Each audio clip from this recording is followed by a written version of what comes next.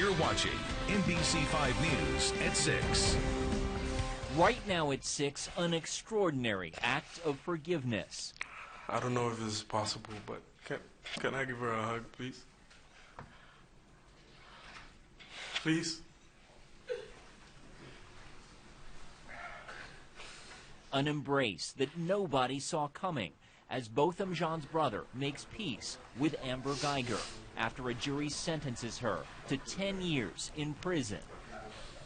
We are bringing you all of today's developments from Amber Guyger's sentencing. But first, we are waiting for a live news conference from Dallas Police Chief Renee Hall. And Chief Hall is not at the podium yet. We're going to take a look at this, keep you posted on this, and get back to this in a moment. But on to the moment that changed the sentiment in the courtroom. The moment everyone is talking about. Jean's brother told Amber Guyger he loves her and made a stunning request to hold his brother's killer in embrace, saying he forgives her for the pain she caused and urging her to redeem herself. I love you as a person, and I don't wish anything bad on you.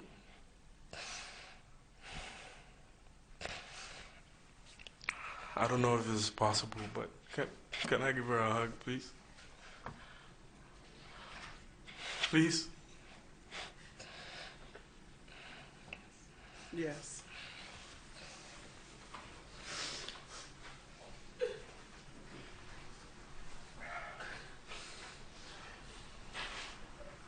As you can imagine, there was not a dry eye in the courtroom as that moment dramatically shifted the mood from just moments earlier when Guyger learned her 10-year sentence. Jack Heiberger and Meredith Yeomans have witnessed all of today's developments. Meredith was in the courtroom for that emotional embrace. Meredith, replay this for us, if you will. I am honestly still trying to make sense of what I saw myself. There was just a handful of us reporters left in the courtroom for this victim impact statement. And just to kind of set the scene for you, the judge had taken the bench and told people who were going to speak, the victims. I think giving your life to Kxas would be the best. Don't use any threats or profanity. So that's what we were expecting. Then 18-year-old Brant John took the stand and began speaking from the heart.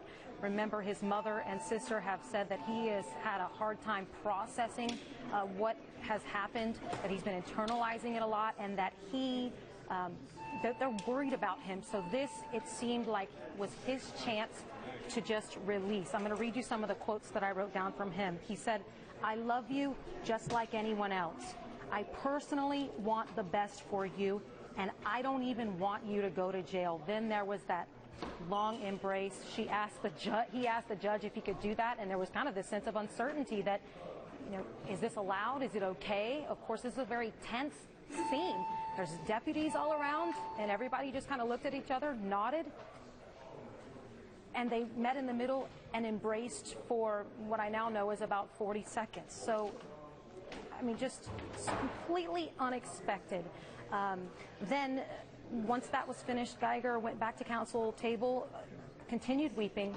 The judge went over to Jean's family and had a private moment with them. They were talking quietly. We could hear her repeatedly saying, "I am so sorry, I am so sorry." Then she walked directly over to Amber Guyger's counsel table and began speaking with her and having a private moment with her. You could hear her saying that, you know, God has a purpose for you, that God put this in front of you for a reason. Then she said, "I'll be right back. One more thing." She walked out of the room to council chambers, came back with her own personal Bible. She turned to John 3:16, gave it over to Amber Guyger and said, "This is where I want you to start." Told her that she wanted her to read the Bible while she begins her 10-year prison sentence. Just reading back some of what I overheard her say, they embraced, and she said, "I believe in Christ. That's why I'm telling you this." Told her that she did something bad at one moment in time, and that now she can redeem herself behind bars and find purpose, and to not let this define her. So just a remarkable 45 minutes or so in the court. That all started with this 10-year sentence that I think that kind of took both sides by surprise. Back to you. to you. Meredith, if my understanding of the process is correct, other members of the Jean family could have followed Botham Jean's brother in speaking to Amber Guyger, but after he spoke, that just seemed to shut this down. It was so emotional. And it was. And so the judge told Amber Guyger, you know, before Brant and the family came in, hey, look, the law allows for this to happen. You can or cannot respond. You're not obligated to. So she could have just sat there and not said anything, which she did until Brant, of course, asked to come over and hug her.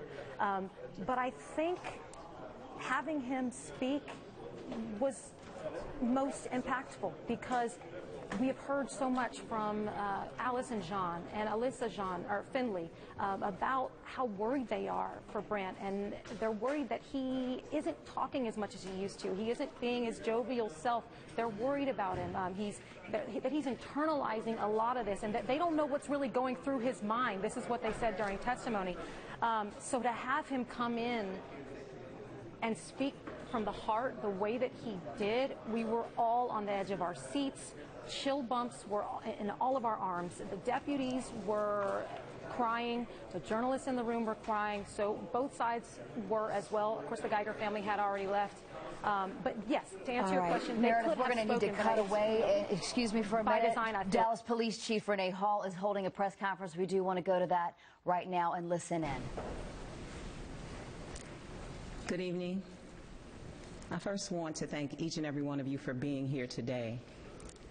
This has been a difficult year for everyone involved. In this tragic event, our city and two families' lives have been forever impacted.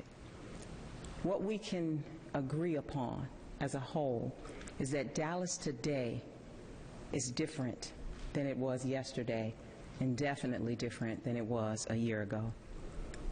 We were so moved today by Botham's brother in his asking of Amber Guyger a hug. And we were equally moved when the Judge Kemp, gifted her with a Bible. That's the spirit in which I think we want to move forward, with a spirit of forgiveness, faith, and trust that the changes that need to be addressed in this city are addressed, and we make them together.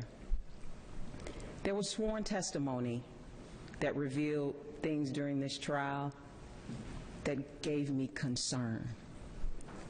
What you saw and heard was disheartening, and I can only imagine the community's perception of who we are as a Dallas Police Department, and if we're truly honest with one another, what law enforcement is or who law enforcement is across this country. What I can say is that the testimony that came out in this trial is not reflective of the men and women of the Dallas Police Department. The men and women of the Dallas Police Department show up every day with integrity, professionalism, and dedication to protecting the residents of this community. And it doesn't reflect where I want to take this organization, along with my command staff. I stand before you today fully committed to making the changes that need to be made. I'm committed to leading a city that will have the trust of the community. I acknowledge that there are things that we need to change. There are areas of concern that we need to address, and I pledge that we will make those changes. Changing the perception of law enforcement, it begins with us. We must double our efforts to continue to build trust. We must ensure that our partnerships are stronger than they ever have been before. I would like to thank those community groups who have worked alongside of us for the past years, before and during the trial. We cannot do this alone. We must come together. We must come together not only to heal, but to work hand in hand so that Dallas becomes the model of a safe city that the rest of the world can follow. And with that, I will take any questions that you have. You mentioned the word change. Can you expound at all on what type of change you'd like to see just based off what you observed in this segment of trial? Well, I'd like to say first, we must all agree that there were some things that came out during the trial, and if those things are true, and how we are going to begin to find that out is by launching an internal affairs investigation into those things that came out. And that's how we want to make sure that we address those things, that if those things are true, that we make the necessary policy changes and or procedural changes in order to ensure that this community truly trusts our ability to police this community. Quick follow-up, can you just expound a little bit more specifically on what you may have saw that gave you pause in this trial? Well, I think we all can agree that there was testimony as to allegations of tampering with cameras, in-car video cameras. There was a failure to render aid during a use of force incident, a shooting, and multiple other things that came out in that trial. And so we're not backing away from those things, but we first must find out what, if any of those things have merit, and then move forward. As a department, we are always assessing ourselves. We've made multiple changes over the past 2 years. We I think I've made about 69 policy changes, and because we're working on being CALEA certified, we are always addressing policies and procedures to make sure that we're in line with the rest of the country. So we're committed to that, and we're committed to making any other changes that's necessary. Well, the night after the shooting, people were saying that Amber Guyger received special treatment. What's your assessment based on the video and the testimony that we saw in the trial? Can you elaborate on special treatment? Elaborate on that question? Well, with Sergeant Mike Mata coming to the scene, then asking another sergeant to turn off the video, the in-camera video. Because of those actions, do you see yourself changing policy with anything you need to stay on order? Well, I can say that those things came out during the trial, and as you know, the Dallas Police Department didn't do the investigation. We did the initial scene response. So, as I said before, we're committed to, if there were any improprieties, we're committed to addressing those and making the necessary change. Is Mike Mata under investigation?